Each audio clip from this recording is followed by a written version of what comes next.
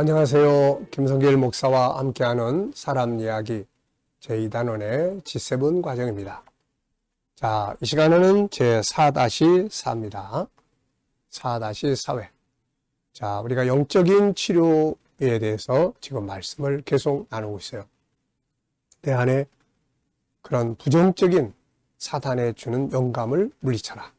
그리고 내 안에 예수 그리스도와 성령님이 충만하도록 모셔드려라.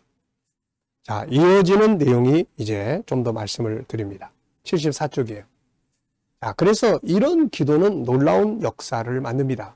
성경은 기도를 통해서 일어난 수많은 기적들을 소개하고 있고, 기독교 서점에 가보면 기도를 통해서 하나님을 만나고 치료를 받았다는 수많은 사람들의 간증을 담은 책들이 있습니다. 이것은 고민을 해결하는 방법을 다루는 카네기의 글 중에서 기도를 통한 역사에 관한 내용인데요.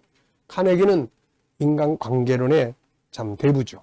그런데 이 사람은 그의 글들 속에서 마음의 고민, 내면의 고민을 해결을 해야지 이것 때문에 사람들이 심리적인 아픔을 겪고 또 육신적인 고혈압이라든지 스트레스성 많은 질병을 앓게 된다고 지적을 하고 있습니다. 그러면서 그는 이 영적인 방법을 많이 소개를 하고 있어요. 그래서 그의 책에 보면 이 기도에 대한 내용을 이렇게 소개를 합니다. 자, 이 책을 쓰던 지난 6년 동안 어떻게 해서 기도에 의해 두려움이나 고민을 극복했는가에 관한 신뢰 또는 실화를 나는 몇백 건이나 수집을 했다. 그 전형적인 예로 끔찍한 비극에 맞부딪혔을 때 무릎을 꿇고 주여 주의 뜻대로 하옵소서라고 기도함으로 평화와 안정을 찾은 일리노이즈 하일랜드의 LG 베어드 부인을 소개하고 싶다. 그녀에게 쏜 편지는 이렇게 씌어 있다. 데일 카네기가 지금 기도의 중요성에 대해서 설명을 하고 있는 겁니다. 자, 어느 날 밤 전화벨이 울렸습니다. 14번이나 울렸을 때 나는 겨우 용기를 내어 수화기를 들었습니다. 나는 틀림없이 병원에서 걸려온 것으로 짐작하여 두려웠던 것입니다. 나의 어린 아이가 죽어가고 있다고 근심했던 거죠. 뇌막염으로 이미 페니실린 주사를 맞고 있었는데 체온에 변화가 일어난 것입니다. 의사는 균이 뇌에까지 침투했는지도 모른다. 만약 그렇다면 뇌종양으로 발전할 위험이 있다. 그렇게 되면 살려낼 수 없다고 말을 했죠. 전화는 내가 걱정한 대로 병원으로부터 곧 오라는 것이었습니다. 대기실에서 기다리는 우리 부부가 어떤 심정이었는가는 짐작하실 것입니다. 다른 사람들은 모두 아기를 안고 있었습니다만 우리만은 예외였습니다.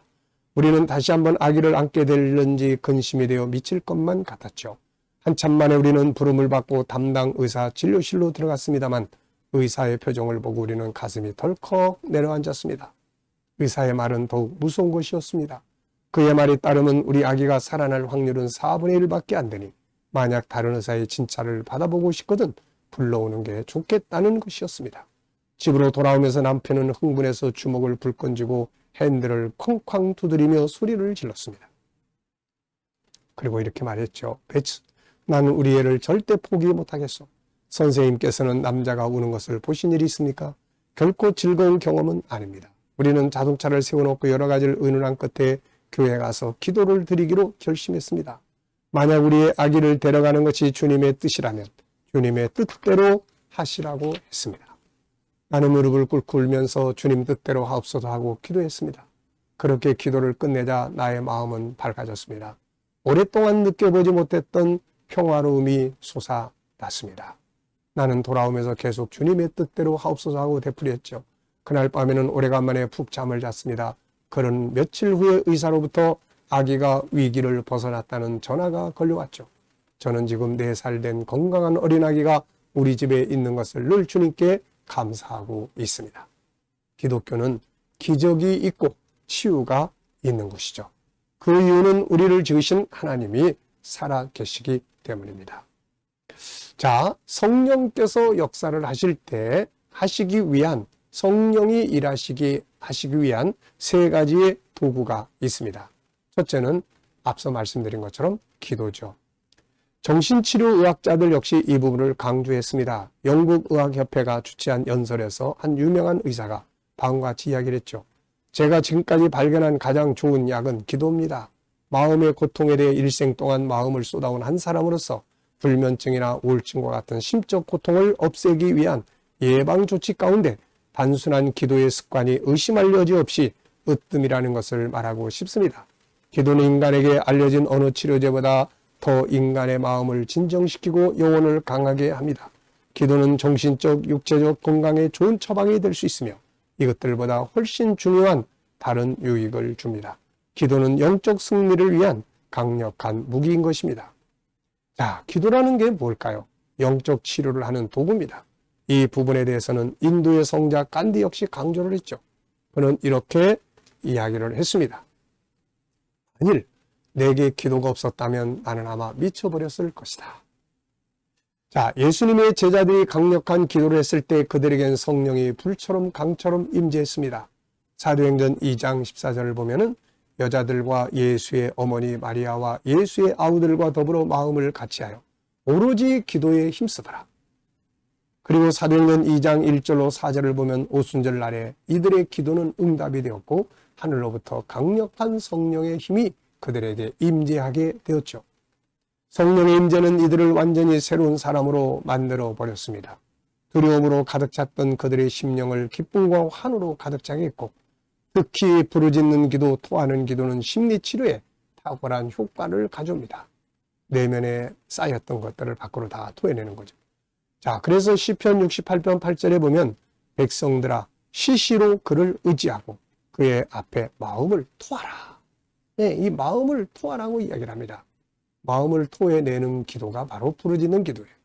속에 있는 걸 쌓아놓으면 마음의 병이 자꾸 깊어져요. 이걸 밖으로 토해내야 합니다. 두 번째는 찬양이죠. 강력한 찬양은 하나님의 성령이 역사하는 비결이에요. 하나님은 찬양 중에 계시는 분입니다. 시편 22편 3절에 보면 이스라엘의 찬송 중에 계시는 주여 주는 거룩하시니이다. 자, 사울이 귀신 들려가지고 막 정신적으로 혼란을 겪을 때 다윗이 악기를 가지고 와서 찬송을 부를 때 이 악령이 그에게서 떠났다고 하는 내용이 있죠. 자, 사도행전 16장을 보면은 바울이라는 사람이 복음을 전하다가 감옥에 갇혀 있을 때 그들은 찬양을 부릅니다. 그때 기적의 역사가 일어나요. 묶였던 쇠사들이 풀리고 기적이 일어났던 것이죠. 자, 우리가 마음의 아픔을 치료하기 위해서 강력한 무기 중에 하나가 기도, 그 다음에 찬송이죠. 그리고 이제 세 번째는 바로 말씀입니다. 사실 심리치료의 중요한 부분 중에 하나는 상담이죠. 상담자의 위로와 조언은 치료받는 사람에게 큰 위로가 되고 치유가 됩니다. 그런데 가장 위대한 상담자는 예수님이고 성령님입니다. 그분은 말씀을 가지고 일하십니다. 그래서 하나님의 말씀은 능력을 가지고 있는 거예요. 우리를 가장 잘 아시는 상담자신 하나님 예수님 성령님의 말씀이기 때문입니다. 우리가 믿는 예수님의 또 다른 이름은 원더풀 카운셀러예요. 이사야서 9장 6절에 보면은 원더풀 카운셀러, 기묘자, 모사 이렇게 기록하고 있는데 이걸 영어 성경에서는 원더풀 카운셀러라고 기록을 하고 있습니다. 성령의 또 다른 이름인 보혜사, 이 보혜사라는 이름도 역시 영어 성경에서는 카운셀러라고 되어 있죠. 성경은 예수님의 말씀입니다. 그러기에 그분의 말씀인 성경은 가장 위대한 카운셀러의 말씀이에요. 세상의 상담자의 말은 좋은 도움이 될 수 있지만 하나님의 말씀은 치료하는 능력을 가지고 있습니다. 그래서 시편 107편 20절에 보면 그가 그의 말씀을 보내어 그들을 고치시고 위험한 지경에서 건지셨다고 기록하고 있죠. 그래서 성경의 말씀들을 묵상하고 암송할 때 성령께서 이 말씀을 가지고 충만하게 일하시는 겁니다. 베드로가 이 말씀을 전할 때 성령이 임재하신 것을 볼 수 있죠. 말씀은 능력입니다.